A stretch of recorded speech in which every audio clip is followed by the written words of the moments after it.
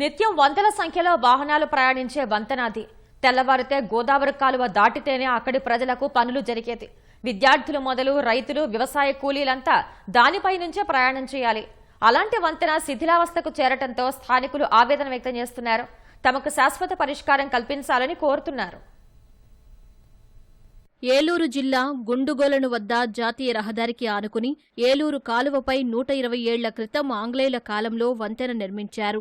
అది శిథిలావస్థకు చేరటంతో మరో వంతెన నిర్మాణానికి 3 ఏళ్ల క్రితం పనులు ప్రారంభించారు. కొత్త వంతెన అందుబాటులోకి వచ్చే వరకు సమీపంలో బెయిలీ వంతెన నిర్మించారు. ఇనుప కడ్డీలు, రాడ్లతో ఏర్పాటు చేసిన ఈ వంతెనపైనే రాకపోకలు సాగుతున్నాయి. ఈ వంతెనపై భారీ వాహనాల రాకతో ఇది కూడా పాడయ్యే స్థితికి చేరుకుంది. వంతెనపై అమర్చిన ఇనుపరేకులు తుప్పుపట్టి భారీ రంధ్రాలు పడి ఇటీవల పలకలు ఊడిపోయి ప్రమాదకరంగా మారింది.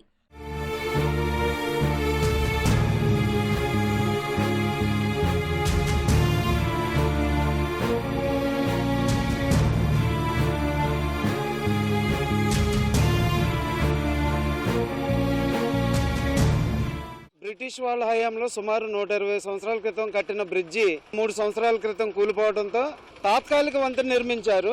ఈ తాత్కాలిక వంతెన మీద సరైన అజమాయిషీ లేకపోవడం వల్ల దెబ్బతిని కూలిపోయే పరిస్థితికి వచ్చిందనమాట. ఒకవైపు కొత్త వంతెన నిర్మాణానికి inland water authority of India objection పెట్టింది ఎత్తు గురించి. అది ఒకవైపు కొత్త వంతెన గత 3 ఏళ్లుగా నిర్మాణం సాగుదానం ఉంది కానీ ఇప్పటికీ కంప్లీట్ అవ్వాల. ఊళ్ళోకి వెళ్ళాలన్నా కొల్లేరు ముఖద్వారం ఇదే. ఇప్పుడు ఈ బ్రిడ్జి పాడైపోయి దీనస్థితికి వచ్చేసింది. ఇది కూడా కొలాప్స్ అయ్యే పరిస్థితి ఏర్పడింది. ప్రభుత్వం ఇప్పటికైనా చర్యలు తీసుకుని వెంటనే తక్షణమే మరమ్మతులు చేయాలని మేము డిమాండ్ చేస్తా ఉన్నాం. పెద్ద పెద్ద వాహనాలు వెళ్తాయి, వెళ్ళిపోతున్నాయి, దారుణంగా వెళ్ళిపోతున్నాయి. చేపల బోళ్ళు, ఐస్ బోళ్ళకి దారుణంగా వెళ్ళిపోతున్నాయి. ఎవరో పట్టించుకుంటా. వంతెన పాడైపోయింది. కొత్త ఇంజిన్ పెడుతున్నారా, దాని గురించి మళ్ళీ ఏదో ఐట్స్ ఏదో చాలదని దాని గురించి ఏదో ఆఫ్ చేశారని అనుకుంటున్నారు. ఊళ్ళో ప్లేట్లు ఊడిపోతున్నాయండి, ఎక్కువ టన్నేజ్ వెళ్ళిపోతున్నాయి. ఎవరో పట్టించుకుంటలేదు దీని గురించి. నిత్యం ఈ ప్రాంతంలో రద్దీ అధికంగా ఉంటుంది. విద్యార్థులతో పాటు వివిధ పనులపై ఏలూరు వెళ్లేవారంతా దీనిపై రాకపోకలు సాగించాల్సిందే.